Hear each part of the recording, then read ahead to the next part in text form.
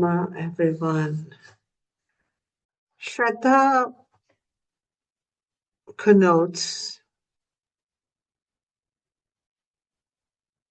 coming into divine protection.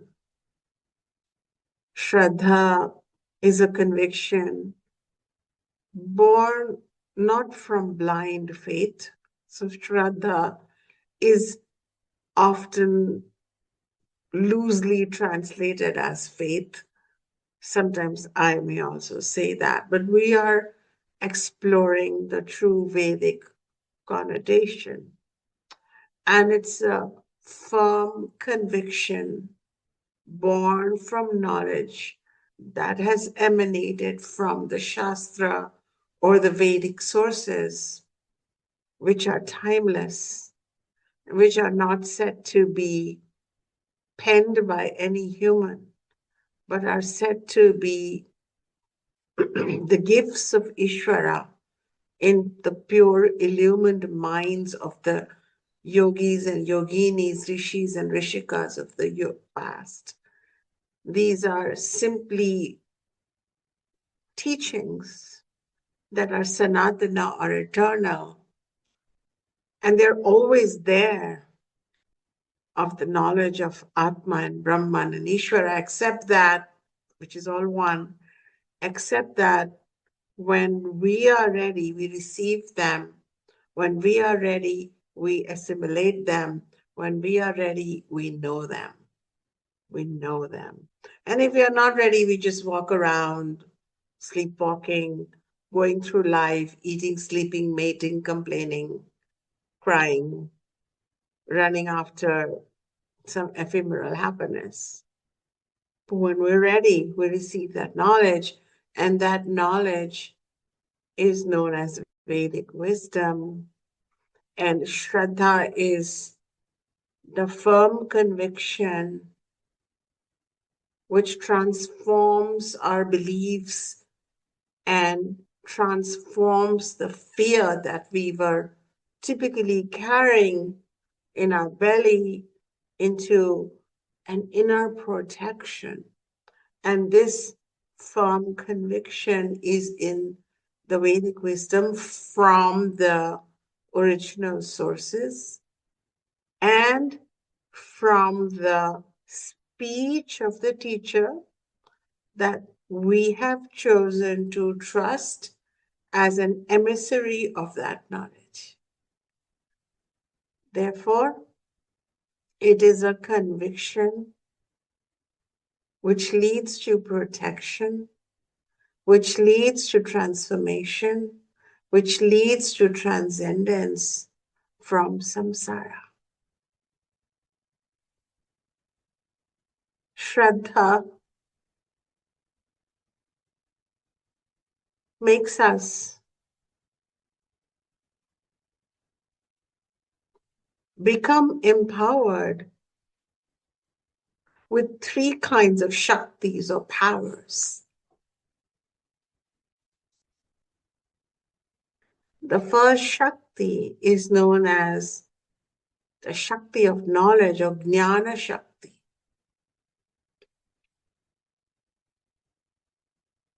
It gives us the power to know that we are more connected to Ishvara than we originally thought. That Ishvara is not just far away, but Ishvara dwells in every particle of the known and unknown universe. We can wait for science to discover another planet, star, or galaxy, but in all of this is Ishvara, and all of this is in Ishvara. And finally, we know that Ishvara is not far from us.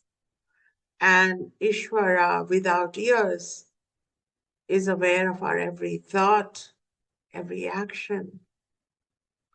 And that this entire spectrum of Ishvarahood is not personhood or personalityhood, but a divine, intelligent orchestration that is beyond our cognition, but we have the power to know, power to understand the truth from the appearance, the ephemeral from the eternal. It is a kind of a Shakti.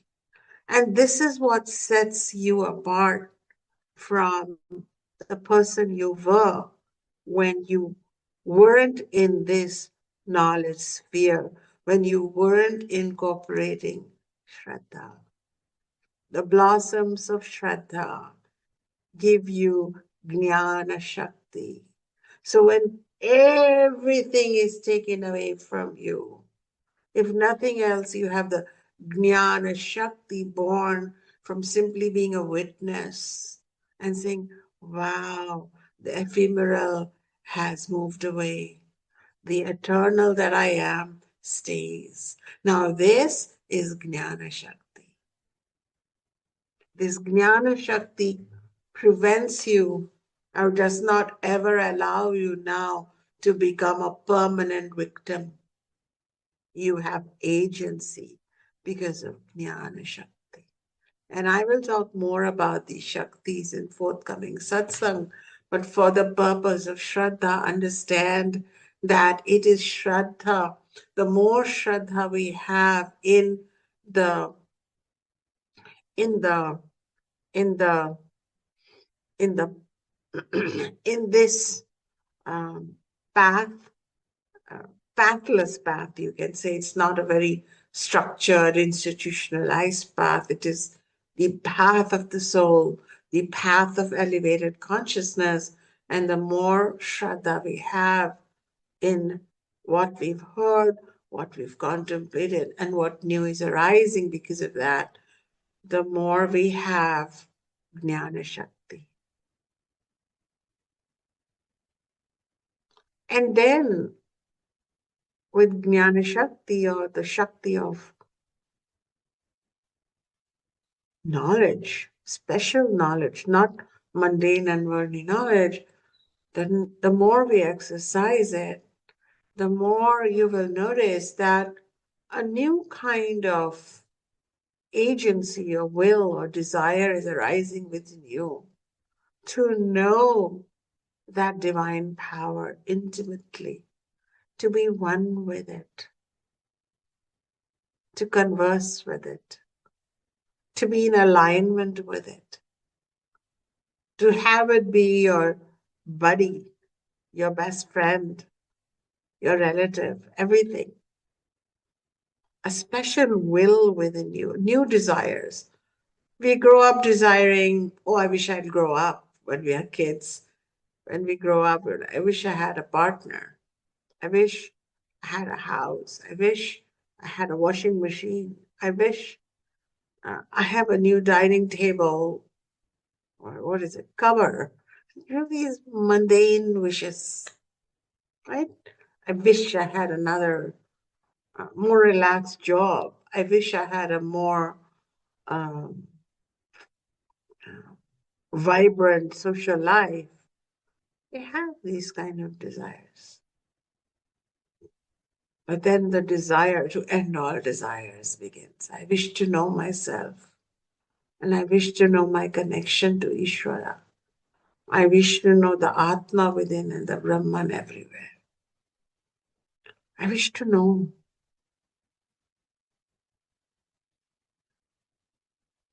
And I wish to learn. I wish to attend satsang. I wish to be close to my teacher. I wish to meet people who have similar spiritual inkling or liking or dialogue. I wish to, etc. These are new wishes. These have nothing to do with your material condition. I received a note from a Vedic Way member who has, probably is, suffering from a terminal condition, or was a condition that could be terminal. And yet, in the letter, it has nothing to do with that condition. It has everything to do with God and Atma and ascendance and fearlessness. What is this new will that is coming through, this new desire to transcend the body, transcend those petty limitations that held us back? This new Shakti, the power of divine will, starts emerging within us. The power of divine knowledge and the power of divine will is connected to Shraddha. A new kind of seeking, a new kind of pursuit, a new interest towards all that is divine may have begun flowering within you. Because of this special will, your inner landscape may be changing, and you may surprise yourself with, oh, I desire really simple food. Oh, I desire just, I can feel the plants, not the suffocation of the spices. I should, I should, these are still will, it's like, I know Ishvara, I will to be experiencing Ishvara, and the final is the power to act for the divine. This is known as, the second one is known as Iccha Shakti, Ichcha, Iccha Shakti. And the third one is known as Kriya Shakti, or the power to act. And then you may surprise yourself by waking up early in the morning. Or when everybody's talking around you, you close your eyes and you say, oh. Or you forgive. Or you step back. Or you surrender. The power to act in divine ways. So I wanted to complete this discussion on Shraddha and then open the floor if you've seen this knowledge change the way you desire and change the way you act. And the more Shraddha you have, the more the Jnana Shakti, Iccha Shakti, Kriya Shakti, or the power to divinely, to know the divine, the power to desire the divine, and the power to act for the divine starts just subtly blossoming within you.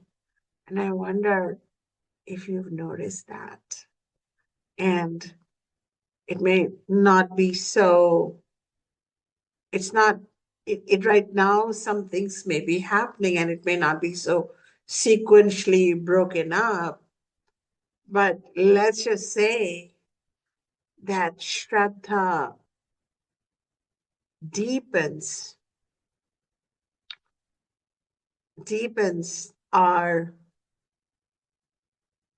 connection with that divine Om, with that divine truth, and leads the way forward. Without Shraddha, without Shraddha, one's spiritual inklings, they, howsoever passionate they may be, one day they perish. So Shraddha involves looking at the resources provided to you by Ishvara. And let's just begin with the sources for jnana, or knowledge. The right book will come our way. A teacher would be available to bring us that jnana, a path, a tradition that has lasted centuries before you came in this being, and has strengthened and deepened its reflections and created its categories of knowledge and supported a seeker in their learning, has been waiting. These are all resources that Ishvara has provided.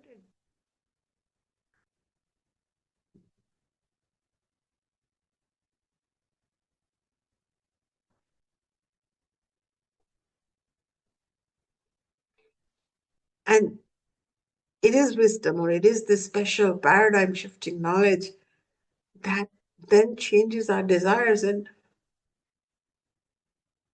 these other spiritual desires, mystical desires, they need to be fanned by you through your wisdom, through the knowledge, to strengthen your new desires and then to act upon them. Here, your role becomes more and more important. So, this is where you have to be aware that jnanam is being gifted to you, knowledge is coming to you,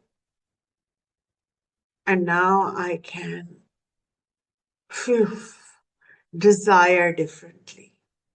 And as one desires, so one receives. Yad bhavam tad bhavati, so say the Veda. So when we change our desire, if you're just desiring for human shenanigans to somehow work itself out so that I can be a little more elevated for a few more years on a in a human circus, we get that. But if we truly yearn for the divine union known as yoga with the self, with the God within, then we transcend into that desire. And that becomes the burning force. And this Shraddha session strengthens your desire, respects it, recognizes it as a supportive community, um, fans those flames of Shraddha so that the power of your divine knowing, the power of your divine desiring, and the power of your divine actions, even if they are a bit separate from what others do in your family or community, are supported.